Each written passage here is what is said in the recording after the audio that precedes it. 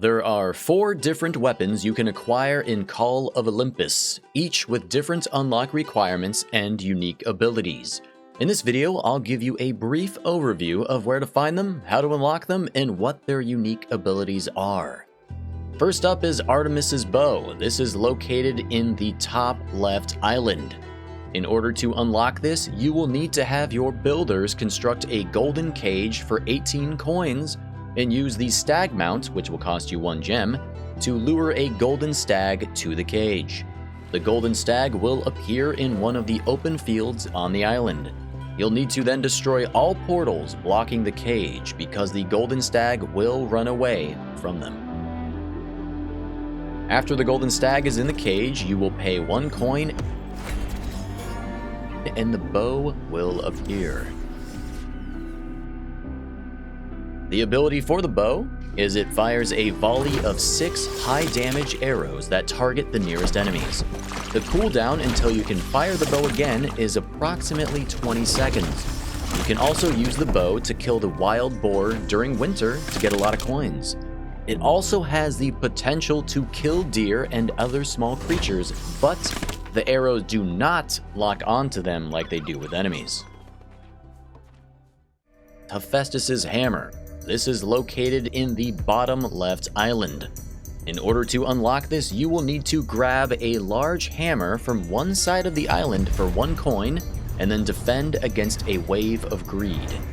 Then clear all portals on the opposite side of the island and construct the forge for 20 coins where the furthest portal was located.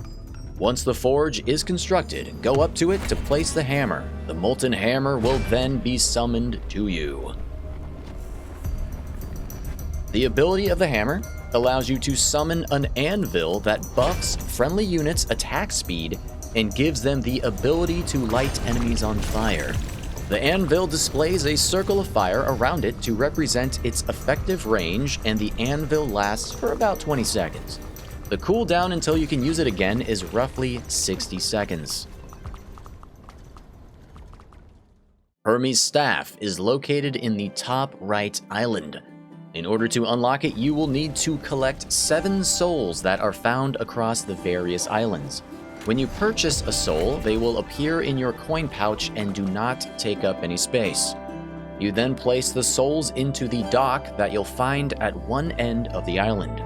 Once all of the souls are placed, you can ring the bell for 2 coins and a giant snake will come out of the water and a greed portal will appear inside its mouth.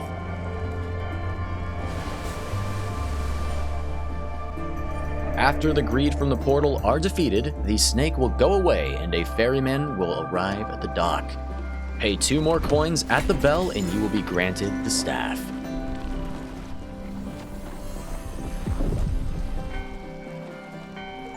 The staff's ability will allow you to convert approximately 10 greedlings on either side of you into temporary friendly units who will start to jump attack enemies. They can be identified by their glowing blue eyes and their white wings. They will return to being hostile toward you and your subjects after about 15 seconds. The staff cooldown is about 30 seconds. Athena's Shield is located in the bottom right island. This one takes a while to unlock. First, you need to know that the island is in permanent winter. So in order to end it and summon spring, you need to free Persephone from a glass dome prison that you'll find on one end of the island. When you approach the prison with your army, be prepared to fight greed that come to defend it. Once Persephone is freed, winter will end and you can take her to a large barren tree on the other side of the island and then pay 8 coins to construct an orchard around the tree. Once the orchard is constructed, the tree will start growing and a golden apple will eventually appear in the branches. You can then pay 1 coin into the apple, which will summon the greed serpent that opens a portal inside its mouth, which then spawns a wave of greed to attack you. When the wave of greed is defeated, you can then pay another coin into the apple, and then the shield will be summoned. Now, if you look closely at the shield, you will see that Medusa's head is on it, which allows you to petrify all enemies, including flying ones, your own units, and even animals.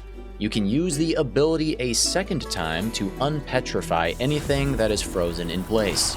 The petrified greed will die after 40 seconds. Any friendly units that are left petrified will lose their tools after 40 seconds or become vagrants if they didn't have tools to begin with, so make sure to unpetrify them.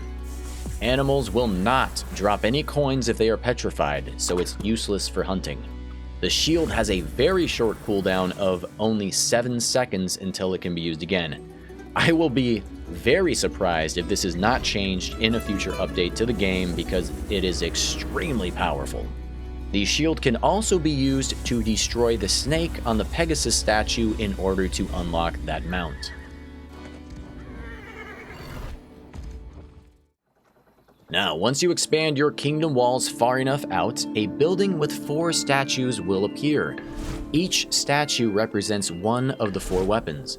The weapons in the statue's hands will glow blue, one at a time, indicating which weapon is available to purchase as it cycles through them slowly one at a time. You can change weapons as many times as you want.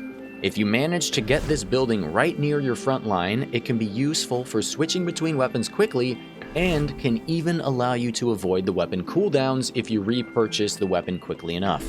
Although, I wouldn't be surprised if they eventually prevent you from being able to do that in the future, so make use of that workaround while you can. The weapons in Call of Olympus are all pretty darn useful. Let me know down in the comments which one's your favorite.